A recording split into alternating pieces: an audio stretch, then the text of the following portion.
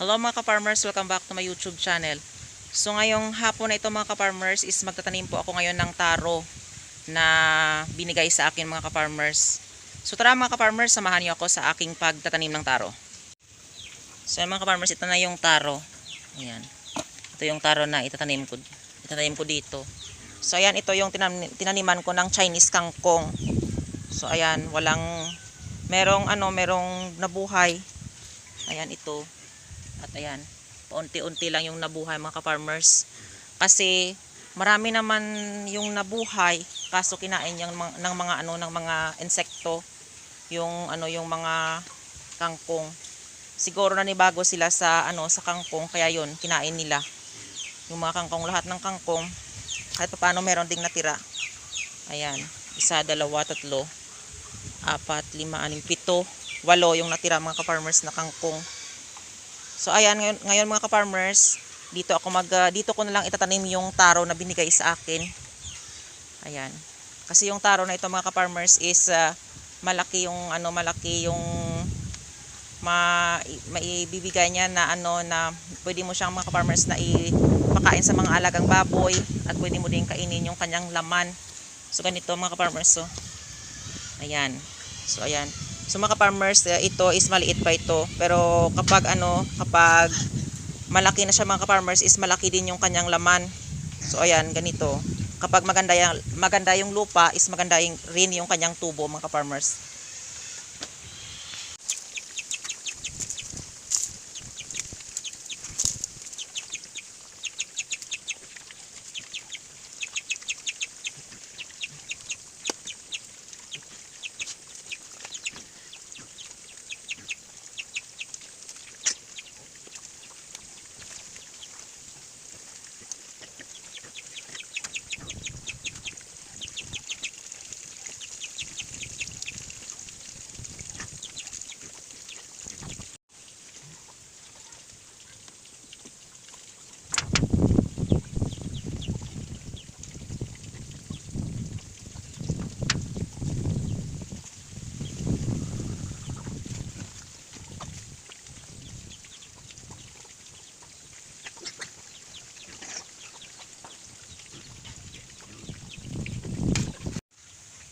So na mga ka-farmers, tapos na ng taniman. So ayan, yung kanilang agwat is mga farmers is malayuan, kasi kapag malaki po ito yung hindi po ito kagaya ng ibang taro na maliliit, malalaki po ito, at saka malaki din yung kanyang mga laman sa ilalim mga ka-farmers. So pwede mo ito mga ka-farmers, yung kanyang dahon is panluto sa pagkain ng baboy, at saka yung kanyang laman is pwede mo ding pang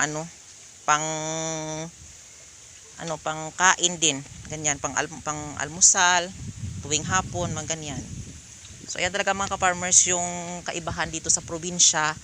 So kailangan talaga natin ng sipag at syaga, at syempre kapag nakita natin yung isang tinanim natin is namamatay or kinain ng mga insekto, so wag tayong mawala ng pag-asa, tanim ulit ng ibang gulay na naayon na hindi kakainin ng mga insekto.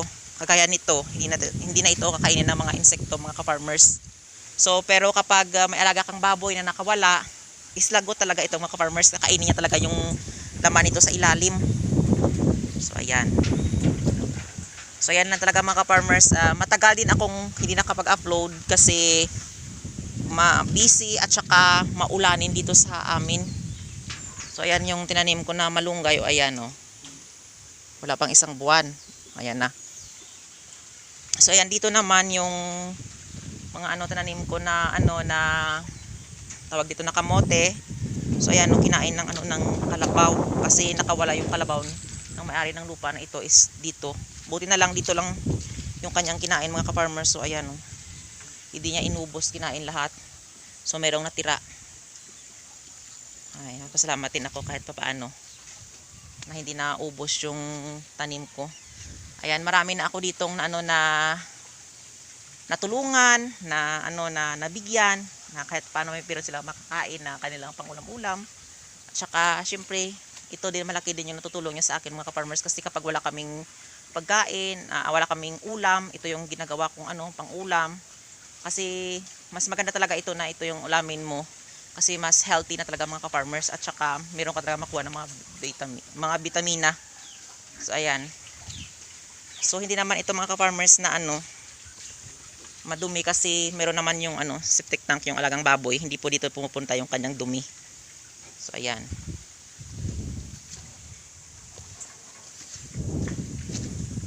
Itong isang puno ng saging is namatay. Okay lang yan kasi namatay ito mga ka-farmers kasi kinain ng ng kalabaw yung kanyang yung kanyang katawan na dito. Sana meron na itong kaso naabot ng kalabaw siya kinain. So sayang din. So yan mga ka-farmers, ang itong taro na ito mga ka-farmers is meron tayong makukuha dito ng mga vitamina at saka yung ating mga alagang hayop kapag pinakain natin ito. At syempre sa mga ka-farmers is makakatulong talaga ito sa atin sa unlike po sa mga sa mga tao po dito sa probinsya, ito talaga yung mga kinakain nila sa pang-araw-araw na kanilang kanilang agahan, tanghalian, hapunan. Ito talaga yung source ng pagkain dito, ng kinakain ng mga tao dito sa probinsya namin mga ka-farmers kapag walang bigas. So ayan, kapag malayo ka sa sa bayan. So ito. Yung mga ka-farmers, ang scientific name ng ng taro na ito mga ka-farmers is Colocasia esculenta mga ka-farmers. So ayan, iba-iba talaga yung yung mga taro. So ito iba rin yung kanyang purpose. Naglalaman siya at saka yung kanyang yung kanyang laman sa loob pwede mong kainin. At yung kanyang tangkay is pwede mo ding ipakain sa mga alagang hayop. So ipapakita ko sa inyo mga ka-farmers yung iba naman na na taro. So yan mga ka-farmers, ang taro na ito naman na taro na ito mga ka-farmers is hindi po siya naglalaman. Wala po siyang laman pero dumadami siya talaga. Gaya nito, ayan Pero ganito lang yung kanyang laman, pero maliit lang yan, hindi yan dumadami. Hindi yan lumalaki pala yung kanyang laman. At ito naman yung kanyang ayan yung kanyang anak. So dumadami lang sila mga ka-farmers, ganyan madami sila.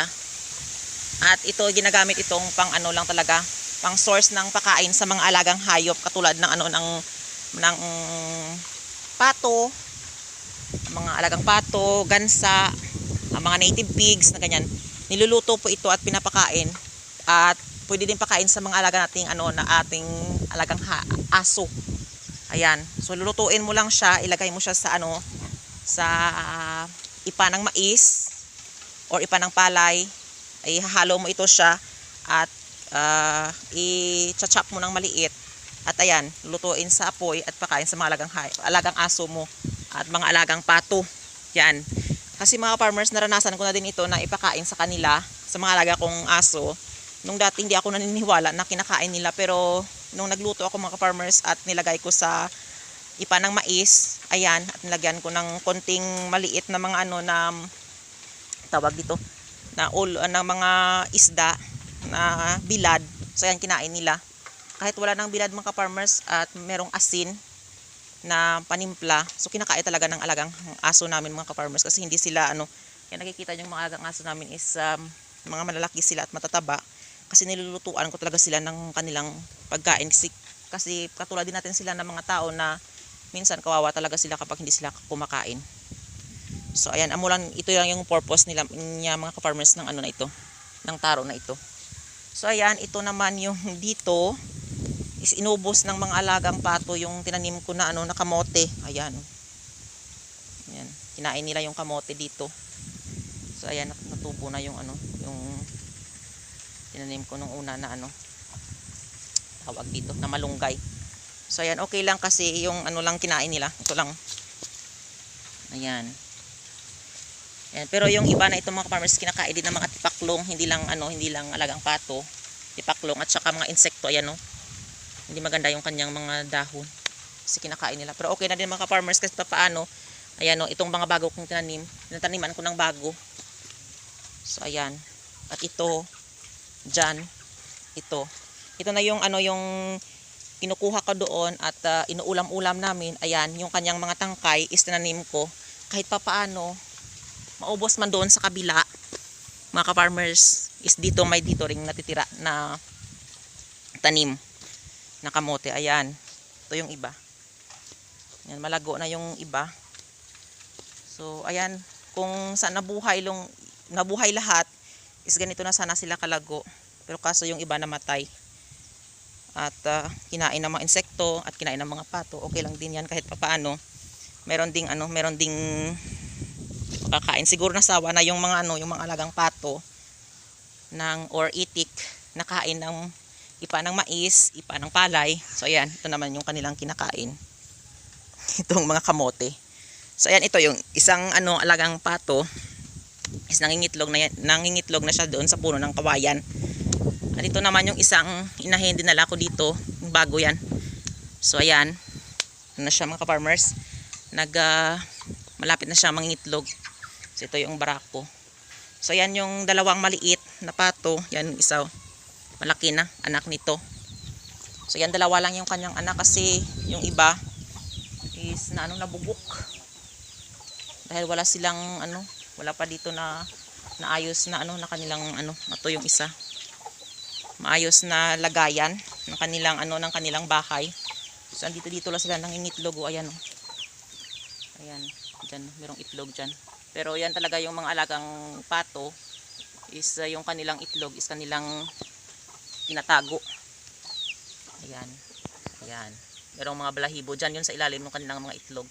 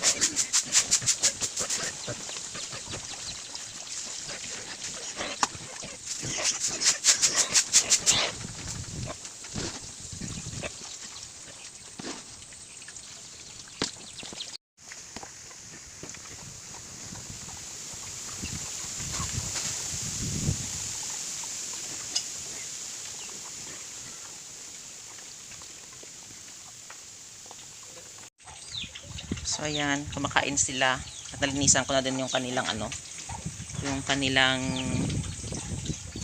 bahay. Ayan, kanilang kural.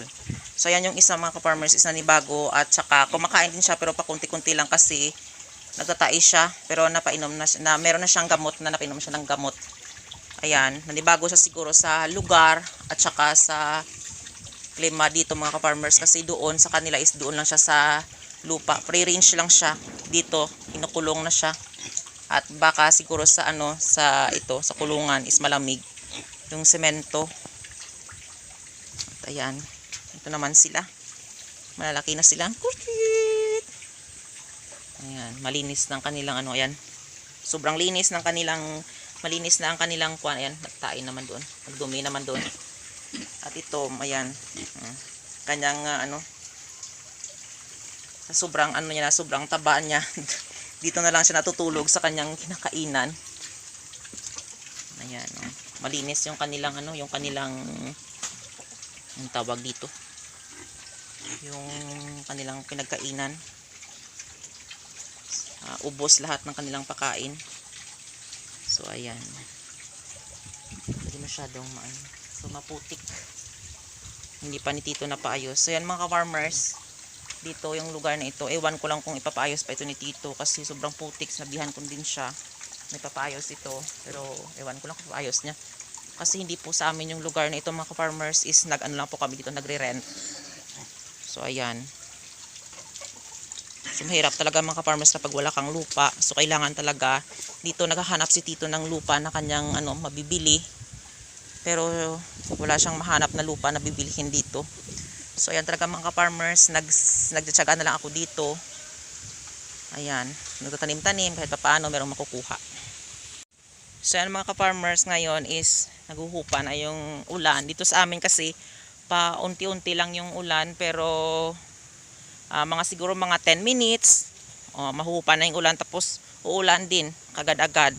So yan, masama din yung panahon at hindi din ako minsan makapag-video or makapag-vlog mga ka-farmers kasi sa dahilan din po sa sa klima na sa panahon ngayon dito sa amin sa Iloilo na maulanin dito sa amin. Kasi sa portion po kami na na bukid din mga ka-farmers, dito din kami sa bukirin ng maasin nakatira. So ayan, probinsya talaga mga ka-farmers. Sorry, nabulol ako. Probinsya talaga kami. So ayan. So mga ka-farmers, maraming salamat sa walang sawang pagsusupport at panonood nyo sa aking YouTube channel. And don't forget to like, share, and subscribe to my YouTube channel. Happy farming mga ka-farmers!